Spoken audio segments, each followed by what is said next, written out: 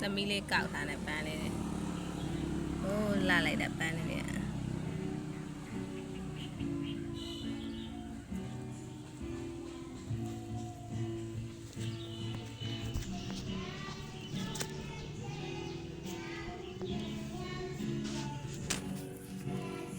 သမီးဘာလုပ်နေရလဲ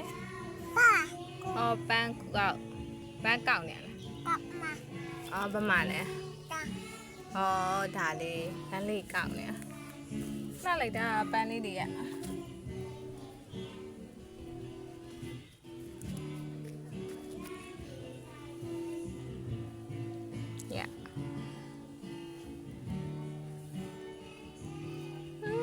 မွေးနေမွေးလားဖေးကြပါပြီ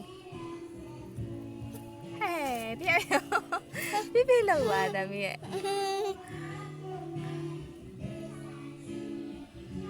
ဖေးလောက်ပါအမကြီး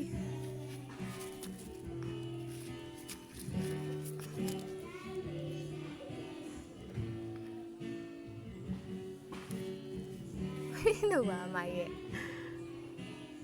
ဘာပန်းလေးလဲလှလိုက်တာပွဲနေဝင်းနေ